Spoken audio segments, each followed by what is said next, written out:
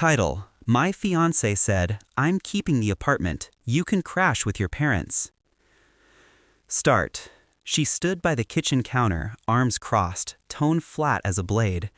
I'm keeping the apartment. You can crash with your parents until you sort yourself out. Her words didn't sting, not immediately. They echoed like a gunshot you don't register until the silence afterward burns your ears. The apartment, the one I found, the one I paid the deposit for.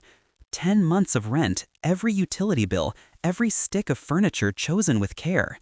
And she said it like she was reading a grocery list. I just smiled. Interesting plan, I told her. That was all. 2 words, a calm expression. She thought it meant surrender. She didn't realize it was the beginning of her eviction notice, from me. We'd been together 3 years, met at a charity gala I was dragged to. She laughed easily, asked questions that made me feel seen. Or maybe she was just studying me. I was too blinded to notice. She was ambitious, charming, the kind of woman who could make manipulation look like grace. I thought we were partners, building something real. Turns out she was just waiting for the foundation to be laid so she could stand taller on my effort. In hindsight, there were cracks. The way she kept receipts for budgeting but never shared her own. How she started referring to the apartment as her space. The quiet phone calls she took on the balcony, the ones that stopped when I walked in. I ignored it. Love makes you stupid. Trust makes you blind. Until one night, I came home early and saw a wine bottle, half empty, 2 glasses. She smiled too quickly. Just a friend from work, she said. Her friend left behind a leather jacket I recognized. Her ex. The one she swore she never talked to anymore. I didn't confront her then. I just took a deep breath and nodded. Because that's when the pain turned to precision. I began planning, quietly.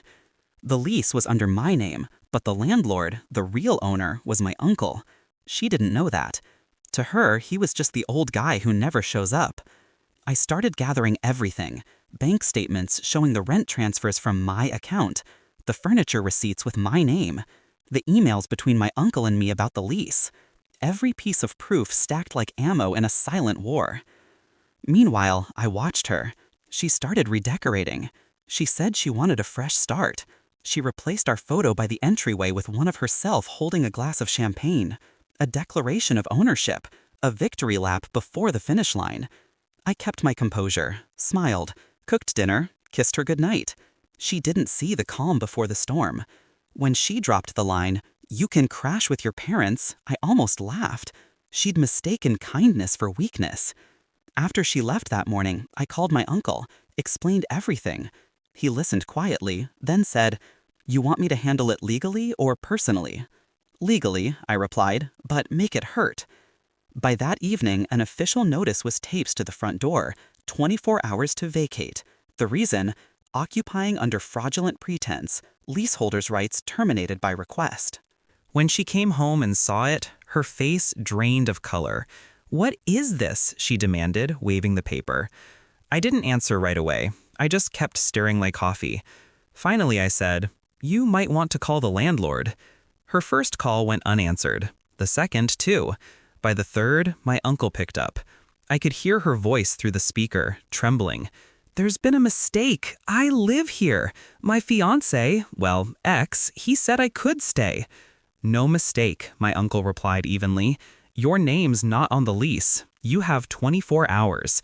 The panic in her voice was a symphony. "You can't just... I paid bills. He cut her off. "You didn't pay the rent. He did, and he asked for the lease to be terminated." She hung up and turned to me, tears now. The same eyes that once promised forever. "You did this?" she whispered. I looked at her. "No," I said. "You did." The next 24 hours were chaos. She called everyone, her friends, her mother, even her ex. I listened as she tried to find somewhere to go. No one had space. No one wanted to get involved. She stormed around, grabbing things, crying, swearing. "You'll regret this," she spat.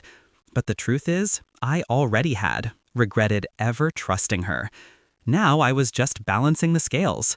When the movers came the next morning, arranged by me, she tried to stop them. "They can't touch my things." "They're mine," I said simply, handing the receipts to the officer present.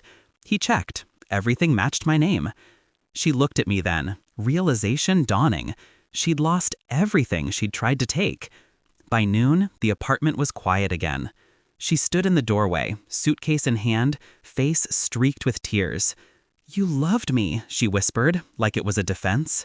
"I did," I said, "and you used it." She stared at me for a long moment, then left. No slamming door, no dramatic exit, just silence. I closed the door behind her, turned the lock, and exhaled for the first time in months. A week later, I got a text. "You didn't have to ruin me." I typed my reply slowly. "I didn't ruin you. I just stopped protecting you from the consequences." No more messages after that. Sometimes I pass by the old apartment. New tenants live there now, a young couple, laughing on the balcony. Good people, I hope. People who won't turn love into leverage. As for her, I heard she's renting a small studio across town. Her ex didn't last. Her friends moved on. I don't feel joy in it, just balance. Revenge isn't about destruction, it's about correction. And sometimes the calmest storms leave the deepest scars. So when she told me she was keeping the apartment, I didn't argue. I just smiled and said, "Interesting plan." Because I already knew, by the time her words left her mouth, the walls she stood in no longer belonged to Head.